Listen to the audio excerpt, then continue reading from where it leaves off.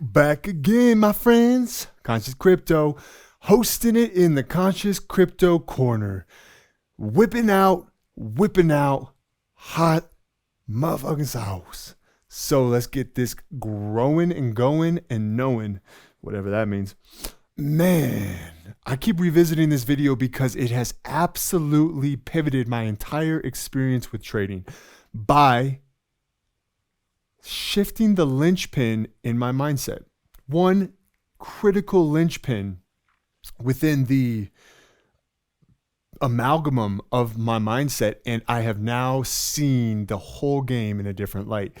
And that is based on Simon Sinek's infinite game theory, in which he defines finite and infinite games. So and the players within them, and how, if you don't know this as a trader or an investor, you are playing the finite game, and the reality is there are unknown players to you that are playing the infinite game, and they're playing the correct game, which is why you get frustrated and why you get losses and why you get caught up in your own emotions of fear and greed. With that said, let's just drop the nectar bombs, brah. If I can hit the space bar. In game theory, there are two kinds of games. There are finite games and there are infinite games. A finite game is defined as known players, fixed rules, and an agreed upon objective. Baseball. We all agree what the rules are, and at the end of 9 innings, whoever has more runs, we declare the winner and the game is over. No one ever says, wait, if we can just play 3 more innings, I know we can come back and win. Doesn't happen, right? You have winners and you have losers, right? Then there's an infinite game. An infinite game is defined as known and unknown players. The rules are changeable, and the objective is to keep the game in play, to perpetuate the game.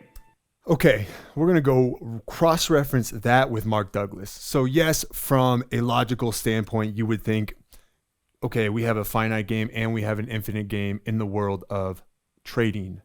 So financial markets, looking at the idea of investing, which is trading in financial markets, you see that there's rules, right? There's wins and losses, and there's mostly, you think, known players. But I'm going to counter that because it appears as if there's both. In the reality, we are in the infinite game. Let's go to Mark Douglas in his chapter on the lure and dangers of trading under the subchapter, The Safeguards. The markets provide structure in the form of behavior patterns that indicate when an opportunity to buy or sell exists. But that's where the structure ends, with a simple indication. Otherwise, from each individual's perspective, there are no formalized rules to guide your behavior. There aren't even beginnings, middles, and endings, as there are in virtually every activity we participate in. I just wanted to bring that to our attention, that even Mark Douglas characterizes the markets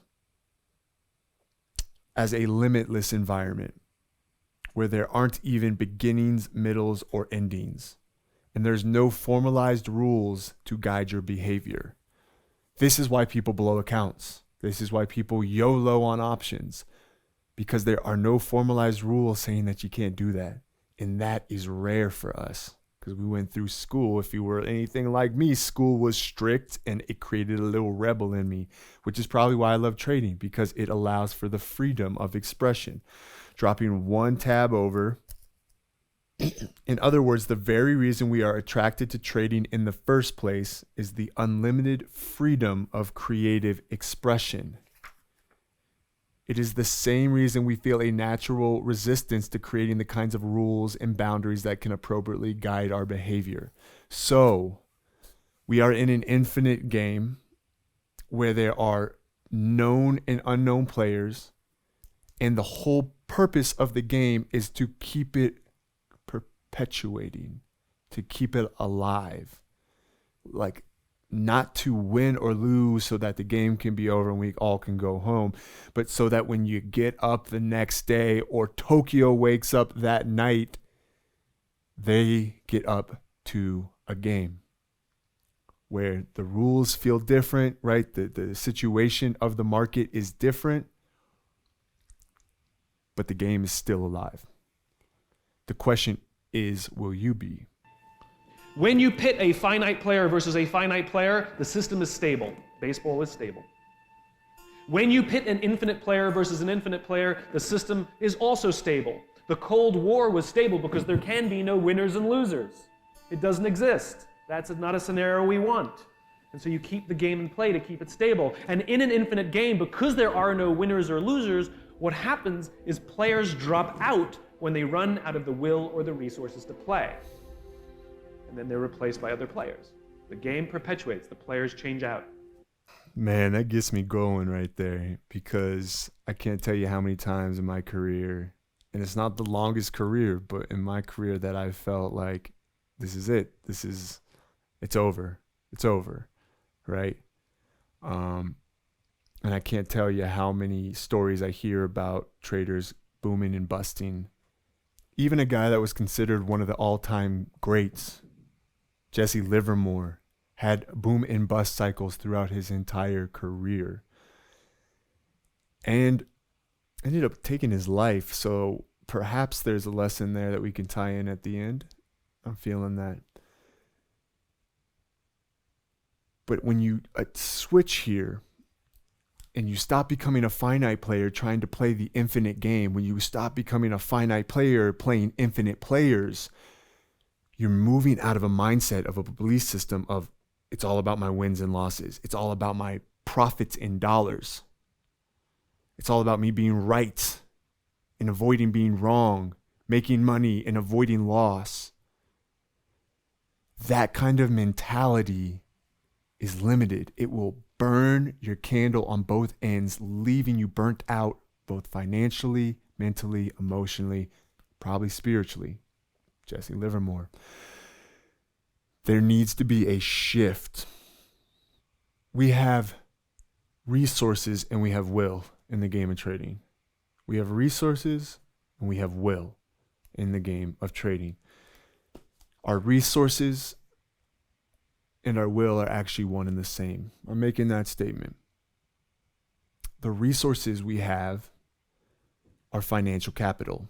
Everyone knew that one, right? You got to have money to play the game. If you're going to play poker, you better have chips. But we also have mental capital and emotional capital and physiological capital. If you're sick, do you really want to be trading when you need to nap or be vomiting and you can't really be 100% at the charts? If your emotional damage has been such that you lost a loved one in your life and you're experiencing grief, is that a great place to trade from? If you are in a mental deficit due to a series of dopamine boluses, essentially a flood of dopamine because you sought pleasure by going to Vegas for a weekend, do you think that next week you're going to be in a great mental state to trade? Or if you just found relational conflict, possibly a breakup with your romantic life partner? Those are things you have to consider. And those are capital reserves you have to consider as much as you do your financial reserves. And they are correlated one for one. You cannot ignore them as if one is more important than the other. There is a direct relationship. They are inextricably linked. And I'm going to leave it right there because I got a little bit heated on it. I'm like, I make these videos for myself. You know, I'm just talking to myself, reminding myself. That's all this is.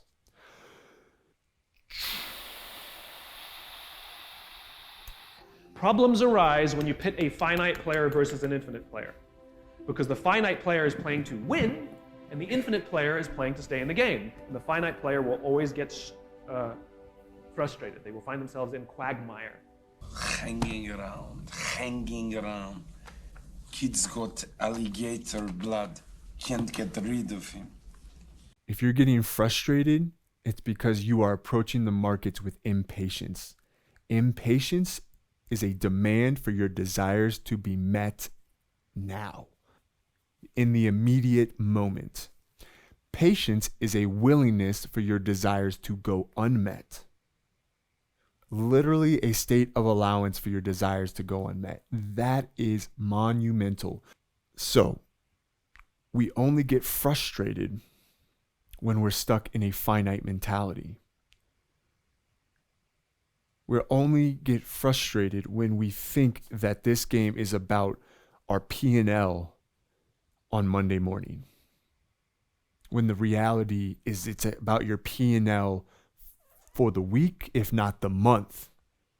It's months for me, and then it's even years when you get to a certain reserve of capital, a certain place in your trading. I'm not even there yet, but I truly believe that I will begin to only look at my trading based on quarters, if not years.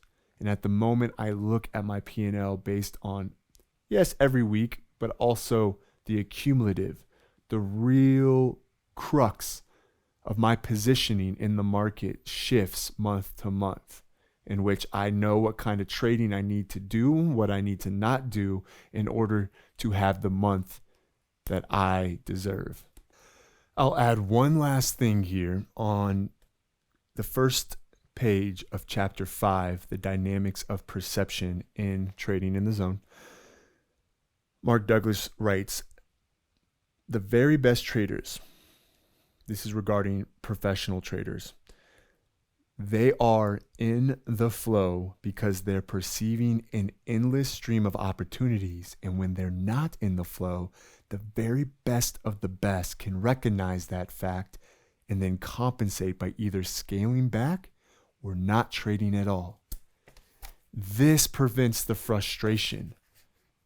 The frustration arises, first of all, from not knowing what game you're in and not adopting the proper beliefs, or what Mark Douglas would call the 5 fundamental truths, which essentially say that every moment is unique. Anything can happen, and you don't need to know what happened next to make money.